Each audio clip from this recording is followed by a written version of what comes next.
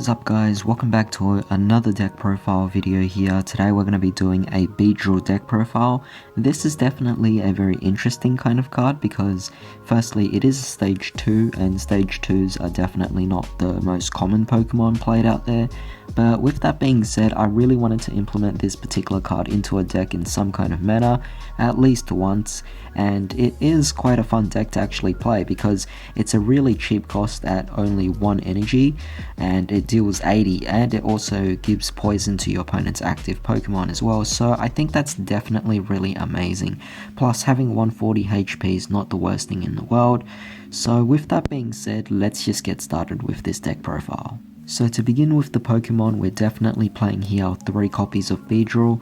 We're also playing our 1 copy of Kakuna, and we're going to be playing 3 copies of Weedle here. So it is definitely really interesting to see this kind of dynamic in the deck itself. I felt that 3-1-3 is definitely really nice. We are playing rare candies in this deck anyway, so the Kakuna isn't always the most mandatory card to play. In fact, if you want to opt out and take out the Kakuna, it's possible because you're already playing 3 copies of rare candy anyway, so you're most likely going to be able to go into the Beedrill right away from the Weedle. So sometimes there are certain decks that don't even need the stage 1 or the one in between them, so it's very nice. But having a cheap cost like this to deal 80 and then poison, which is technically 90 damage if you think about it, because it just switches to your opponent's turn, it's not bad at all because it works as firstly, this is meant to be the focus of the deck, but I also have other secondary attackers which could follow up on this particular attack as well if we need to switch over. But of course, as a great supporter for grass decks, I like to play 2 copies of Dhelmise V. I think it's a really amazing card for what it does. Absolutely amazing, because you have really weak stage 2 Pokemon that's going to be knocked out anyway, so you're just going to deal up a follow-up here of 120 damage, which is absolutely amazing and well worth it.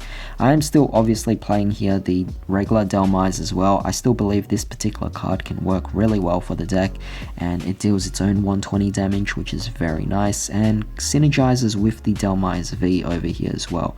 Of course, if Dhelmise V has been on the bench long enough, you could build up enough energy to deal 200 damage, which is quite an amazing attack as well. So it definitely changes up the dynamic. This seems a bit familiar because last time, instead of playing the Beedrill, I was playing the Shift Tree engine, and that worked on a more lockdown kind of way. This here focuses on a more specific type of gimmick that involves a bit of an interesting twist to things when you're actually performing the different plays here. Now for a bit of supporting Pokemon, we're playing here 1 Eldegoss V. I think it's just really nice to actually include this card. We're playing here 1 Cramorant V as well. It's generic and just allows you to search up whatever you need for your combo pieces. And we're playing over here the Rillaboom V as well, because you could just search for 2 basic grass Pokemon and put them directly to your bench, only at the cost of 1 grass energy. Definitely really amazing, just helps you out, and all of these cards are really just great supporters. And I also like the fact that they all happen to be shinies right here as well. And finally, we're going to be playing here the 2 copies of Jirachi, one from the Vivid Voltage and the other one from Team Up. Both I think are really amazing. Once this one actually gets rotated out, I will be playing more copies of the Amazing Rare, but I think playing both of them at once here as part of a loop is definitely very nice. Alright, so moving on to trainers, we're going to be playing here 4 copies of Level Ball. I think Level Ball is definitely really amazing, just really great. It just searches out a lot of cards in your deck, and yeah, it's just really amazing. You could search out your Jirachis, you could search out even Kakuna, you could search out your Weedles. Just a really great card to start you off. Then of course we're also playing here 2 copies of Evolution Incense. It's definitely another additional searcher for your deck as well, just works out really well. Next we're playing here the 1 Tool Scrapper. I just think this card's really nice because if your opponent's playing stuff like air balloons or memory capsules, then you could just get rid of them via the Tool Scrapper. It just takes away the disruptions that they might have, or it takes away any kind of gimmicks that allow them to have some sort of advantage. I'm also going to be playing here 3 copies of the Pokegear 3.0. I think 3 copies works well for this particular deck just because I want to get to my supporters as soon as possible. We're also going to be playing here 4 copies of Quick Ball as always. I just consider it a staple, it just works really well for the deck and you could search out any of your basics and add it to your hand. Of course, we're also playing over here 3 copies of Rare Candy. I think Rare Candy is definitely going to be really crucial for any kind of Stage 2 deck, so it makes sense why I would play it. Of course, for a bit of a switching action, we're going to be playing here 3 copies of Scoop Up Net, and we're going to be playing the 4 copies here of Switch.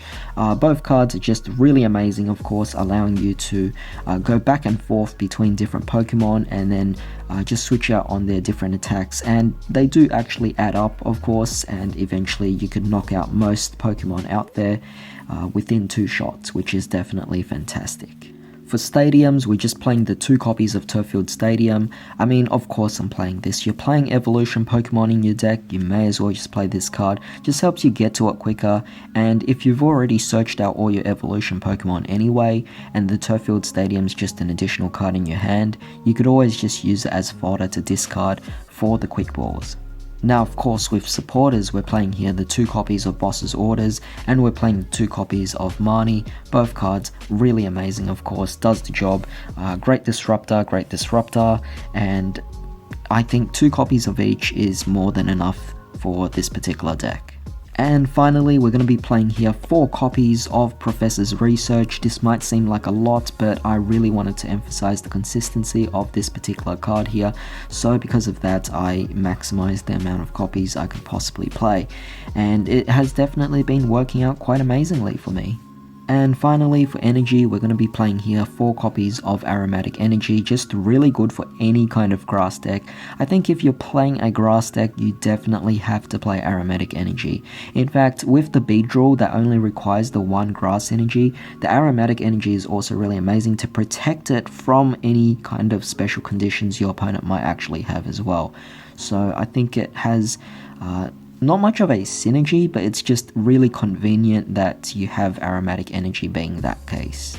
I'm also going to be playing here 2 copies of Twin Energy just to help facilitate the plays of my Delmise, because it does require 2 Twin Energies, but it's still something that I find to be really good for the deck itself. It doesn't really hinder me in any kind of way, and it's mainly just your lack of power, and that kind of makes sense, you know. The whole deck is meant to be just trying out a bunch of new cards that a lot of people wouldn't actually think about playing in a competitive scale, but for a casual scale, for a bit of fun, I think it's definitely well worth it, and this is something that I highly recommend everyone tries. And finally, we're going to be playing our 4 copies of the Basic Energy. It's just what we need to get the job done. I wish I could play more copies of Aromatic Energy, but hey, if we can't, then we just play in the Basic Energies and it would definitely do the job there. But this was essentially it for the deck itself, so if you guys enjoyed it, definitely drop a like, share, subscribe, hit the bell notification. I hope you all have a wonderful day. I'll see you all next time.